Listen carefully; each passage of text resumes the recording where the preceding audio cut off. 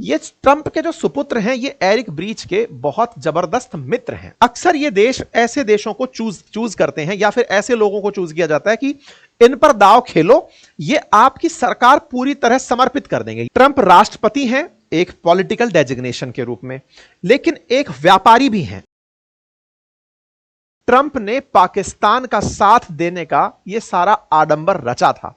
कारण क्या था? किस तरह से ट्रंप, जो कि एक व्यापारी ट्रंप के नाम से मैंने पहले भी आपको कई सेशंस में जिक्र किया है, किस तरह व्यापारी ट्रंप ने पाकिस्तान का साथ देने की पटकथा रची थी, इसके आज हम आपको सारे तथ्य प्रस्तुत करेंगे और कहानी निकाल कर लाएंगे कि जब भारत ने पाकिस्तान को उसका पनिशमेंट दिया था, उस समय पर पाकिस्तान ने कैसे बैकडोर चैनल से अमेरिका से सेटिंग करी थी। आज पाकिस्तान की उस पूरी सेटिंग को आपके सामने लेकर हम आए हैं। यही कारण था कि भारत लगातार कहता रहा कि मैं किसी थर्ड पार्टी की मध्यस्थता स्वीकार नहीं करूंगा। उसके बावजूद भी ट्रंप मध्यस्थता के नाम पर पाकिस्तान को भारत के बराबर इंटरनेशनल लेवल पर इज्जत दिलाने के लिए जुटे रहे। हमने जिस बात पर सबसे ज्यादा प्रतिक्रियाएं दी थी वो यही थी कि आफ्टर ऑल क्यों पाकिस्तान को भारत के बराबर रखने का ट्रंप प्रयास कर रहे हैं। ट्रंप की ऐसी क्या मजबूरी है कि वो पाकिस्तान के लिए भारत की इमेज और पाकिस्तान की इमेज को बराबर कर दे रहे हैं।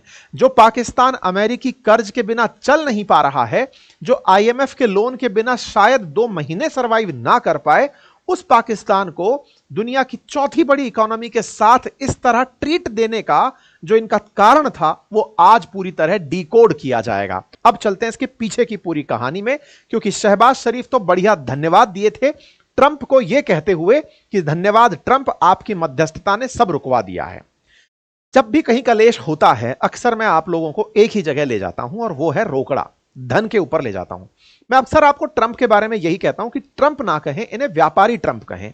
ये व्यापार करने के लिए अमेरिका के राष्ट्रपति बने हैं और इस बात को समझने में भी आपको बहुत ज्यादा असमंजस नहीं होना चाहिए, क्योंकि अमेरिका एक कैपिटलिस्ट कंट्री है, पूंजीवादी देश है, पूंजीवादी ही हैं जो पूरी दुनिया पर राज करने के लिए वहां से निकलते हैं। मॉडर्न टाइम्स में जैसे कभी पास्ट में हम लोग यूके के बारे में सुनते हैं, आज वो काम यूएस करता है। पहले यूके के द्वारा दुनिया भर में उपनिवेश बनाए जाते थे, अब यह नव उपनिवेशवाद का दौर है। अमेरिका में बैठी हुई कंपनियां दुनिया भर के देशों पर अपना शासन कंपनियों के माध्यम से चला रही हैं। आप और हम ही देख लीजिए, आज बहुत सारी ऐसी कंपनियों पर हम डिपेंडेंट हैं जिनके खिलाफ बोलने की ना हमारी ना सरकारों की कोई भी हिम्मत नहीं है। आज आप और मैं जिस यूट्यूब से जुड़े हैं, चाहे ट्विटर से जुड़े हैं, फेसबुक से जुड़े हैं, इंस्टा से जुड़े हैं, और भी कोई सोशल मीडिया हैंडल उठा लाइए, वो सब अमेरिकी ड्रिवन है। चाहे वो गूगल है, सब अमेरिका कंट्रोल करता है। आपको कौन सी इंफॉर्मेशन दी जाएगी, कौन सी नहीं दी जाएगी, ये सब वो तय करता है। आप किस पर रिएक्ट करेंगे वो भी वही तय करता है और आप इसका कुछ नहीं कर सकते। वर्तमान में आप और हम डिजिटल गुलाम हैं, बस इसको कह नहीं पाते क्योंकि हम अपने देश में हैं। नई गुलामी जो है हमें समझ में थोड़ा लेट आती है। एनीवे, फिलहाल के लिए आज हम जिस और वस्तु स्थिति पर चर्चा कर रहे हैं, जो आने वाले समय में इस गुलामी का एक सिक्का बन जाएगी, उसका नाम है बिटकॉइन या कहिए क्रिप्टो करेंसी। बिटकॉइन उसका एक एग्जाम्पल है। बात क्रिप्टो की है। क्रिप्टो दुनिया की वो करेंसी जिसका कोई माई बाप नहीं है। माई बाप नहीं है से क्या मतलब है? ब्लॉकचेन आधारित ऐसी करेंसी जिसको कोई देश गवर्न नहीं करता। आज रुपया जो है वो एक फिएट करेंसी के रूप में आरबीआई द्वारा गवर्न किया जाता है, भारत सरकार उसके पीछे खड़ी होती है। इसी प्रकार से डॉलर के पीछे अमेरिकी सरकार खड़ी होती है, लेकिन क्रिप्टो करेंसीज के पीछे कंपनियों द्वारा कुछ ऐसे ब्लॉकचेन के माध्यम से कोड बना दिए जाते हैं जिन कोड को वापस से नहीं बनाया जा सकता और वो कोड पिछले वाले से ज्यादा टफ होते चले जाते हैं। कुछ इस तरह से कोड का निर्माण होता चला जाता है और एक कैलकुलेशन होती है कि हाँ भाई इतने ही कोड इस तरह से बन पाएंगे इस फॉर्मूले से, और उस कोड के ऊपर जनता वैसे ही पैसे लगाने लगती है जैसे गोल्ड के लिए पैसे। मतलब आप ऐसे समझिए कि आप क्रिप्टो करेंसी खरीदने के लिए अपने देश की करेंसी को इन्वेस्ट करते हैं और उस इन्वेस्टमेंट से कहते हैं कि मैंने इतने कोड अपने पास रख लिए। या फिर ऐसे समझिए जैसे आपने कहा कि मेरा ये फेसबुक अकाउंट है, तो एक अकाउंट अपने आप में कोड समझ लीजिए कि मेरे पास इतने सारे अकाउंट हैं। आसान भाषा में समझाने के लिहाज से कह रहा हूं क्योंकि आप सोशल मीडिया से रिलेट करके समझ सकते हैं। मेरे पास इतने यूट्यूब अकाउंट हैं, तो ये 1 2 3 4 5 टाइप से आपके क्रिप्टो अकाउंट हो गए। ये क्रिप्टो के मेरे पैसे हो गए। इनको खरीदने के लिए आपने पैसा खर्च किया होता है। जैसे आज भी बहुत सारे अकाउंट्स को आप सोशल मीडिया पर जब देखते हैं तो देख पाते हैं कि ये धन बना रहे हैं या फिर चैनलों को खरीदा जा रहा है, बहुत सारी कंपनियां टेक ओवर कर रही होती हैं। तो सोशल मीडिया जैसी चीजों को जब खरीद फरोख्त की जा सकती है रियल करेंसी में, तो ऐसे ही कुछ कोड्स हैं ब्लॉकचेन के, उन्हें खरीदा बेचा जाता है पैसे से। अब ये पैसा कौन सा होता है? हमारे देश की सरकार तो इसे अलाउ नहीं करती, तो हमारी करेंसी से तो आप खरीद नहीं सकते। तो फिर क्या होता है?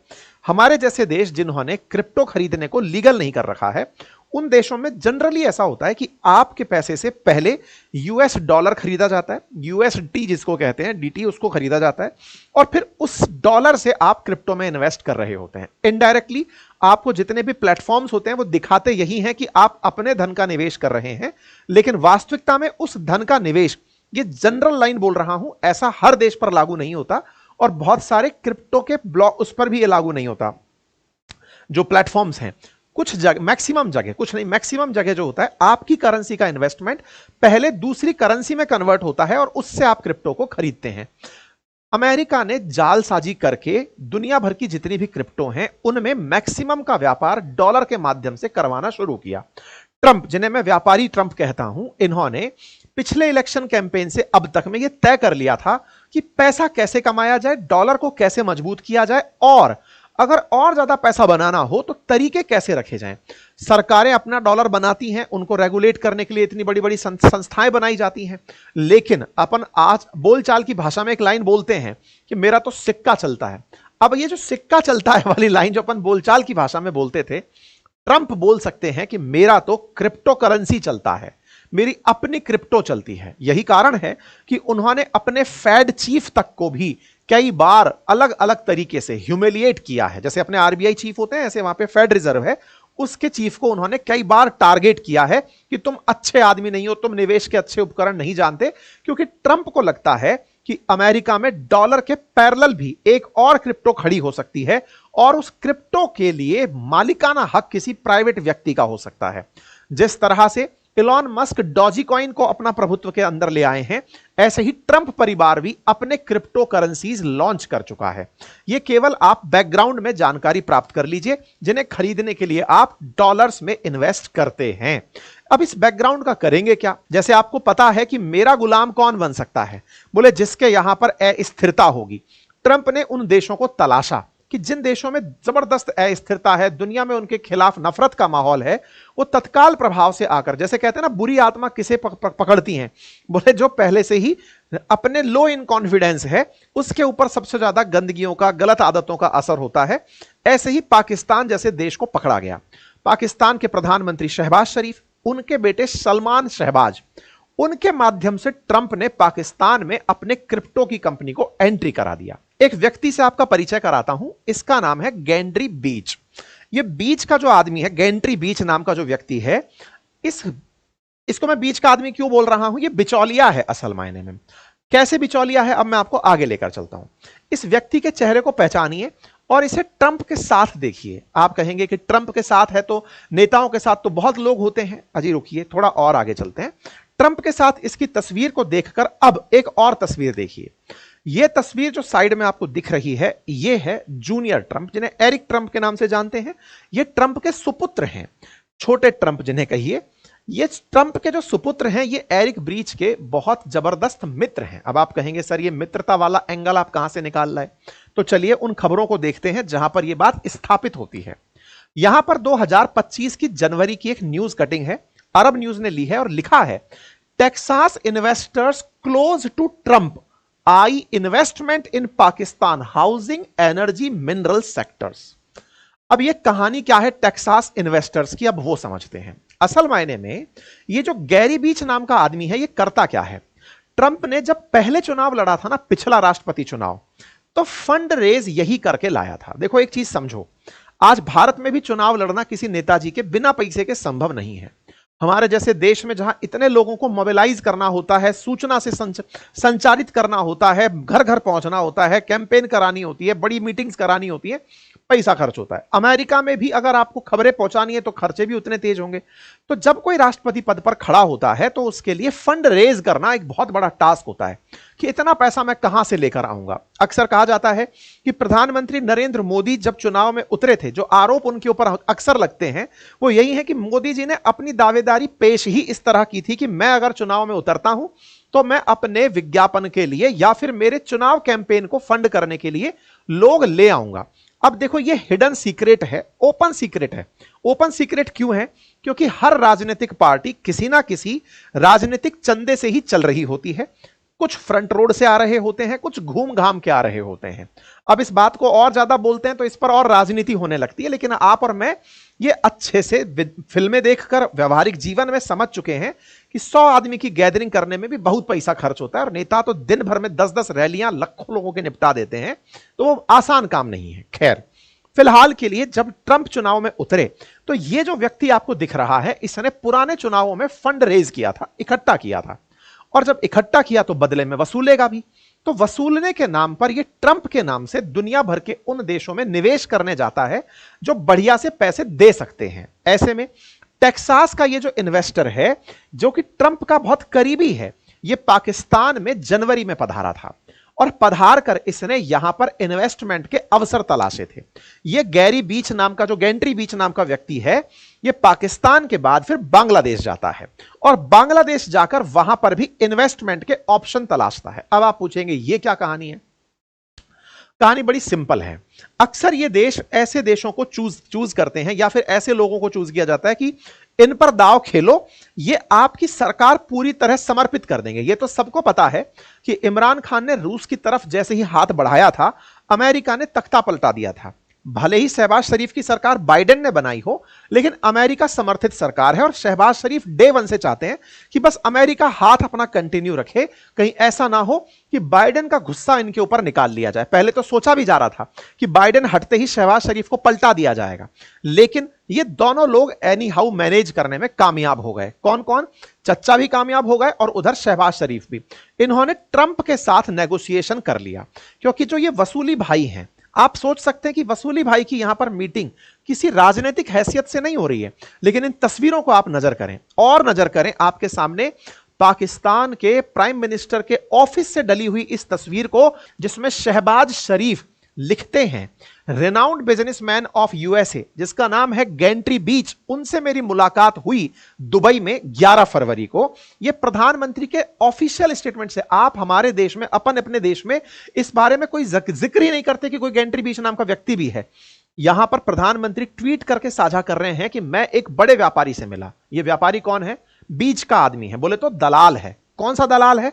ट्रंप के लिए पैसा इकट्ठा करता है और ट्रंप के धंधे जो बिजनेसमैन के रूप में चलते हैं उनको ये फाइनेंस करवाता है।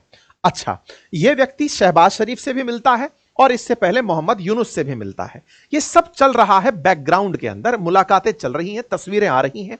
आप में से कुछ लोग कह सकते हैं इतना भी बैकग्राउंड में क्या, जब पीएम ने तस्वीरों में दिखा दिया तो क्या भारत सरकार को नहीं दिखा होगा? दिखता है, समीकरण चलते हैं। इसी तरह से भारत सरकार भी अपनी तरफ से ट्रंप को नेगोशिएट करने लग रही थी। भारत सरकार देश के साथ व्यापार कर रही थी, लेकिन ट्रंप राष्ट्रपति होने के अलावा एक अपने पर्सनल व्यापारी भी हैं और दुनिया भर में जितने भी इस समय पर बैठे हुए राजनेता हैं, उनमें अगर कोई सबसे बड़ा व्यापारी है वर्तमान में तो वो ट्रंप है। तो ट्रंप एक व्यक्तिगत व्यापार चला रहे हैं और एक अमेरिका का दुनिया के देशों के साथ व्यापार चला रहे हैं। दो अलग अलग चीजें हैं। अपनी पर्सनल कैपेसिटी में वो इन लोगों को भेज कर रखे हुए हैं और देश की कैपेसिटी में वो भारत जैसे देशों के साथ नेगोशिएशन टेबल पर बैठे हैं। तो दोनों ही काम से वो बैटिंग कर रहे हैं, दोनों फ्रंट से वो बैटिंग कर रहे हैं। दोनों फ्रंट में बैटिंग करते समय यह व्यक्ति आया, क्योंकि आपने नहीं सुना होगा कि पाकिस्तान अमेरिका के नेगोशिएशन टेबल पर बैठा है तो वो रिश्वत पहुंचा दिया। जैसे होता है कि भाई हम डायरेक्ट तरीके से काम कराने आए ओपन बिड से, लेकिन भाई साहब का पैकेट पहुंच गया था, तो पैकेट पहुंच गया तो बिना बिडिंग के काम हो गया। तो कुछ उस तरीके से यहां पर एरिक ब्रीच आपको दिखाई देते हैं। यहां पर कहा जाता है पाकिस्तान से कि आप हमारे धंधे के फेस बनेंगे इस क्षेत्र में। बोले बहुत बढ़िया। तस्वीरें बाहर निकल कर आती हैं जिसमें यही व्यक्ति यहां से निकलता है और तुर्की जाता है और तुर्की में जाकर के वहां पर एक डील साइन करता है, एक जेवी करता है और जेवी के अंदर यूएस व्हाइट ब्रिज नाम की कंपनी के साथ। अब ट्रंप का शहबाज शरीफ के साथ, तुर्की के साथ और शहबाज शरीफ का तुर्की के साथ और मोहम्मद यूनुस के साथ कंसेप्ट सेट हो गया होगा। अब आप में से कुछ लोग सोच रहे होंगे ये तो खेला हो गया, मतलब मोहम्मद यूनुस, शहबाज शरीफ, अर्दगन, तीनों की तीनों सर ये तो ट्रंप को खरीद लिए तो मामला सेट हो गया। भाई साहब, अक्सर सरकारी सेवाओं में ऐसा होता था। सरकारी सेवाओं में क्या होता था, जब मैं सरकारी नौकरी में था, वर्दी की नौकरी में था, तब ऐसा सोचते थे कि भाई हाँ, इस ठेकेदार ने इन साहब को सेट कर लिया है, अब ये साहब जितने दिन इस पद पर हैं इनका धंधा बढ़िया चलेगा। लेकिन खुदा न खास्ता अगर कोई दूसरे साहब आ गए जिनका माथा फिर गया, तो वो पूरा चौपट ही करते हैं, वो पूरा सिस्टम ही बिगाड़ते हैं कि नहीं चलेगा। भारत भी इस तरह के सस्ते टैक्स अपना सकता था, लेकिन भारत की अपनी एक इंटीग्रिटी है, दुनिया की 5th लार्जेस्ट इकोनॉमी है, दुनिया का सबसे बड़ा लोकतंत्र है, भ्रष्टाचार को सरकारों के बीच में नहीं लाना चाहता था। भारत ने जिस तरह की वार्ता अमेरिका के साथ रखी होगी, वो आज भी दुनिया के सामने ओपन है, नेगोशिएशंस खुले हैं और हम लगातार वार्ता में हैं। लेकिन इन लोगों ने ट्रंप को साध लिया, अपनी टेंशन को 4 साल टेंशन को टाल दिया, 3 साल ही कहिए क्योंकि अब तो मतलब चुनाव में 3 साल बचे हैं। ऐसे में इन्होंने टेंशन टाल दी, ये कहा जा सकता है। अब ऐसे में ट्रंप के जूनियर यानी कि ट्रंप के जो बेटे हैं, वो पाकिस्तान में अपने धंधे को, टर्की में धंधे को और बांग्लादेश में अपने धंधे को बढ़ाने का काम शुरू करते हैं। पाकिस्तान के बारे में ट्रंप को रिपोर्ट दी जाती है और कहा जाता है कि साहब सुनो, पाकिस्तान जो है एक बढ़िया देश है, यहां पर बहुत सारे क्षेत्र में रेयर अर्थ मिनरल्स के मामले में इन्वेस्ट किया जा सकता है और काफी सारा काम का यहां ऑप्शन है। मोहम्मद यूनुस को सपना दिखाया जाता है कि आपके साथ ऑयल और गैस एक्सप्लोरेशन के क्षेत्र में काम किया जा सकता है। अब इस एरिक ट्रंप की कहानी को समझते हैं। बोले सर आपने इस आदमी के दम पर सारी कहानी लपेट दी, ऐसा तो नहीं हो सकता। अब इसको देखते हैं, आप यहां पर आइए, ट्रंप देखते हैं, ट्रंप के बेटे डोनाल्ड ट्रंप जूनियर को देखते हैं। डोनाल्ड ट्रंप जूनियर की एक कंपनी है जिसका नाम है MSMDF एग्रीकल्चर LLC। इस कंपनी का पैसा लगा है ईडन ग्रीन टेक्नोलॉजीज में, जिसको चलाता है गैंट्री बीच। मतलब गैंट्री बीच के साथ में पूरा कनेक्शन डोनाल्ड ट्रंप जूनियर का और जूनियर के परिवार का, ये प्रॉपर तरीके से दुनिया को पता है, मतलब अपनी खोज नहीं है, सब लोग बेहतर तरीके से जानते हैं कि इस आदमी की पकड़ डोनाल्ड ट्रंप तक है, ये दुनिया में एकदम ओपन सीक्रेट है। पाकिस्तान की सरकार ने तो देखो मिलकर आया था शहबाज शरीफ उस आदमी से, उसने इसको कहानी सुनाई। क्या कहानी सुनाई, अब मैं आपको सारी रिलेट करता हूं। यह पाकिस्तानी अखबार की कटिंग है। पाकिस्तान की सरकार अपने वित्त मंत्री के लिए एक चीफ एडवाइजर नियुक्त करती है। इसके ऊपर ही मैंने सेशन किया था।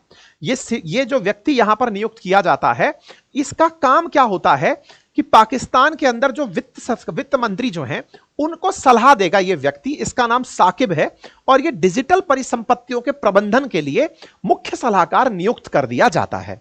पाकिस्तान ने बकायदा मार्च में ही एक क्रिप्टो काउंसिल भी बनाई जो कि ब्लॉकचेन टेक्नोलॉजी से जुड़ी हुई थी। 2 बड़े काम कर दिए इन्होंने। पहला काम क्या कर दिया, साकिब को नियुक्त किया, साकिब के साथ साथ एक क्रिप्टो काउंसिल बना दी। जैसे भारत के अंदर प्लानिंग कमीशन है, ऐसे इन्होंने क्रिप्टो काउंसिल बना दी, जिसका काम है कि पाकिस्तान में क्रिप्टो को कैसे इंट्रोड्यूस किया जाए, कैसे नवाचारों पर काम किया जाए, जिसमें बकायदा पाकिस्तान स्टेट बैंक के गवर्नर, पाकिस्तान का जो सेबी है उसके अध्यक्ष, संघीय कानून और IT सचिव जैसे जो प्रमुख पद हैं, इनको इसमें शामिल किया गया कि पाकिस्तान में ब्लॉकचेन टेक्नोलॉजी पर या क्रिप्टो करेंसी पर कैसे काम किया जाए। पाकिस्तान चैनलिसिस नाम की एक कंपनी के माध्यम से पता चलता है कि दक्षिण एशिया में दुनिया के अंदर 9वें स्थान पर आता है जहां क्रिप्टो सबसे ज्यादा अपनाई जाती है। मैंने इस पर आपको सेशन करते हुए कहा था कि पाकिस्तान इंटरनेशनली दुनिया में पहचान पाने के लिए क्रिप्टो के क्षेत्र में एंट्री कर रहा है, क्योंकि इसे पता है कि इन्वेस्टमेंट लीगल और इलीगल तरीके से क्रिप्टो में किया जा सकता है। देखिए ध्यान से समझिएगा, आज भी क्रिप्टो को हमारे देश में लीगल टेंडर क्यों नहीं माना जाता, उसके पीछे का बड़ा कारण है कोई रेगुलेशन नहीं है। रेगुलेशन नहीं है, ऐसे में लोग अपना पैसा क्रिप्टो में लगाए, सरकार को उससे पता ही नहीं पड़ता पैसा कहां चला गया, किसी ने कहीं और पैसा निकाल लिया, पता नहीं चलता। शहबाज शरीफ को इस आदमी ने यही बात फरवरी में समझाई थी और कहा था कि सर अब आपको पता है नवाज शरीफ लंदन सेटल हैं, आपको भी मरियम नवाज और अपने बच्चे के साथ सेट होना होगा, निकलना होगा। बाद में सत्ता बदलती है, पाकिस्तान में तो हर आदमी लूटने ही आता है। मैं आपको एक व्यवस्था देता हूं, क्रिप्टो इस समय जबरदस्त चल रही है, दुबई में बैठकर यह बातचीत होती है। इनसे कहा जाता है कि आपके बेटे के नाम से एक कंपनी बनाओ दुबई में, वो कंपनी दुबई में होगी, वो हमसे कुछ सर्विसेज लेगी और वो आप सरकार में है पाकिस्तान में, आप क्रिप्टो काउंसिल बनवाओ तो आपकी कंपनी सरकार को सेवाएं देगी। इस तरह से एक चेन बनती है उधर ट्रंप की कंपनी, दुबई में शहबाज शरीफ की कंपनी, और पाकिस्तान के अंदर, और ये ऐसा नहीं है मुझे पता चला है, ये ओपन सीक्रेट है, अब सबको पता चल जाएगा जिस तरह से अपन चर्चा कर रहे हैं। और पाकिस्तान के अंदर एक क्रिप्टो काउंसिल बना दी जाती है कि ये क्रिप्टो को लागू करवाएगी। अब आप कहेंगे फिर से ये तो ख्याली पुलाव है, रुकिए और आगे चलते हैं। अब आपके सामने वर्ल्ड लिबर्टी नाम की एक कंपनी का पेज दिखाते हैं। वर्ल्ड लिबर्टी, जब आप खुद भी गूगल करके एंट्री करेंगे तो पता करेंगे कि वर्ल्ड लिबर्टी फाइनेंशियल नाम से एक कंपनी है जिसके अंदर सब कुछ डोनाल्ड ट्रंप है। वर्ल्ड लिबर्टी फाइनेंशियल का जो काम है उसमें जब आप एंट्री करेंगे तो यह क्रिप्टो के क्षेत्र में काम करने वाली कंपनी है जिसके 60% पर डोनाल्ड ट्रंप के छोटे बेटे एरिक ट्रंप का हाथ है, यानी कि उसके हाथ में इसका पूरा कंट्रोल है। कंट्रोलिंग जो बोर्ड है उसमें एरिक ट्रंप यानी ट्रंप जूनियर उपलब्ध हैं, उपस्थित हैं। एक और बात यहां जानने की, और वो ये है कि इस कंपनी ने, जिसका नाम है वर्ल्ड लिबर्टी फाइनेंशियल, इस कंपनी ने 22.5 बिलियन अपने टोकन जारी किए हुए हैं, जस्ट लाइक बिटकॉइन, कि इनके अपने टोकन हैं। ऐसे ही ट्रंप के अपने टोकन हैं जो ट्रंप ने अपने परिवार के नाम से जारी किए हुए हैं। उनको खरीदने के लिए आपको पैसा लगाना होगा। अब आप इसको एक बार समझ लीजिए। अब थोड़ा और आगे चलते हैं, तारीखों पर नजर डालते हैं। तारीखें कुछ इस तरह से हैं। आप 22 तारीख के दिन भारत में पहलगाम में आतंकी हमला देखते हैं। 22 अप्रैल को हमला होता है। 22 अप्रैल को हमला होता है। पाकिस्तानियों को यह विश्वास ही नहीं होता है कि भारत इसका बदला लेगा, ऑपरेशन सिंदूर करेगा। उन्हें यह लगा कि अंदर तक कोई नहीं आएगा, इंडिया वाले आएंगे, सर्जिकल स्ट्राइक जैसा कुछ करेंगे, बाद में हम भी कुछ दिखा देंगे, सब सेटल हो जाएगा। इस बीच में पाकिस्तानी संतुष्ट थे, लेकिन कहीं ना कहीं भारत सरकार की प्रतिक्रियाओं से एक भय बैठ रहा था कि कुछ तो बड़ा हो सकता है। ऐसे में पाकिस्तान क्रिप्टो काउंसिल एक ट्वीट डालती है, और वो क्या है, ध्यान से सुनिएगा। बिलाल बिन शाकिब, वही साकिब जो क्रिप्टो काउंसिल के अंदर सलाहकार नियुक्त किया गया है, वो सीईओ के पद पर बिठाया गया। वो वेलकम करता है किसका? वर्ल्ड लिबर्टी फाइनेंशियल का, उसकी लीडरशिप का, जिसमें जैक विटकॉफ, वाटर चेज और जैक फॉरमैन पाकिस्तान आते हैं। और कहा जाता है कि ये ब्लॉकचेन और स्टेबल कॉइन और डेफाई के कोलैबोरेशन के लिए पाकिस्तान को ग्लोबल स्टेप फॉरवर्ड ले जा रहा है। अमेरिका से चलकर इसी कंपनी के वर्ल्ड लिबर्टी फाइनेंशियल के अधिकारीगण पाकिस्तान पहुंचते हैं। उनका ग्रांड वेलकम होता है। इतना वेलकम होता है कि भाई साहब इन्हें एकदम मतलब इस तरह का ट्रीटमेंट दिया जाता है जैसे ट्रंप खुद आ गए हों। क्रिप्टो के अंदर एक जानकारी और निकलती है, और वो क्या है? ये वर्ल्ड लिबर्टी फाइनेंशियल की जो टीम है, ये पाकिस्तान के प्रधानमंत्री से मिलती है, आर्मी चीफ से मिलती है, finance minister, defence minister, information minister. मैंने आपसे क्या कहा था? ट्रंप दो व्यक्ति हैं, राष्ट्रपति ट्रंप और व्यापारी ट्रंप। व्यापारी ट्रंप व्यापार करने के लिए अपनी एक कंपनी को दबे हुए पाकिस्तान में भेजे कि बोले देख अगर बचना है तो आजा सौदा करते हैं। ये धड़ाधड़ सौदा करते हुए दिखते हैं। एक और तस्वीर दिखाता हूं मैं आपको। यहां पर पाकिस्तान क्रिप्टो काउंसिल में जितनी भी चीजें हो रही हैं, यहां पर बकायदा इन बीच में इन लोगों के साइनिंग होती है। अब एक तस्वीर आपके सामने होनी चाहिए। यह साइनिंग करते हुए आपको एक आदमी, महामानव सा, आदि मानव सा यहां दिखाई दे रहा है। इसको आप देखें। ये यदि आप पहचान रहे हैं तो ये व्यक्ति कौन है? ये वही व्यक्ति है जिसने की घोषणा की थी कि हम पर हमला होने वाला है। यह पाकिस्तान का इंफॉर्मेशन मिनिस्टर है जो कि साकिब के साथ बैठकर इस टीम से चर्चा करता हुआ तस्वीरों में दिख रहा है। पाकिस्तान क्रिप्टो काउंसिल इस तस्वीर को यहां साझा कर रही है। इससे और स्पष्ट यह होता है कि ये जो काउंसिल आई थी बातचीत करने, पाकिस्तान का पूरा महकमा उसके इंतजार में था। और इसीलिए खबर बनती है कि पाकिस्तान ने एक ऐसी क्रिप्टो कंपनी के साथ डील साइन की है जिसमें ट्रंप के परिवार का 60% हिस्सा है। यानी कि ट्रंप ने उस पहलगाम हमले की कीमत वसूल ली थी उनके साथ वर्ल्ड लिबर्टी फाइनेंस की डील करके कि देखो बेटा, तुमको अब बचाने वाला होगा तो कौन होगा? तो वो ट्रंप होगा, और वो ट्रंप आपसे पैसा लेगा। अब आप पूछेंगे पाकिस्तान की ऐसी भी क्या स्थिति है वो जो फंसा पड़ा है? मतलब इस तरह की डील के पीछे की कहानी क्या है? इस कहानी को केवल इतने में समझ लीजिएगा, क्योंकि अल्टीमेटली ट्रंप के जो कॉइन्स हैं, अब उनमें पाकिस्तान की सेना के अध्यक्ष, यही कारण है मार्को रूबियो ने इनके सेना अध्यक्ष से बात की थी, हमारे देश में नहीं की थी। इन सेना वालों का जो पैसा है वो लगा होता है, और उस पैसे को ही उस क्रिप्टो में ये लोग लगवाने के लिए ये सारा सेटिंग वेटिंग कर दिए हैं। ठीक है साहब। अब इसके अंदर एक और चेहरे को इंट्रोड्यूस करते हैं।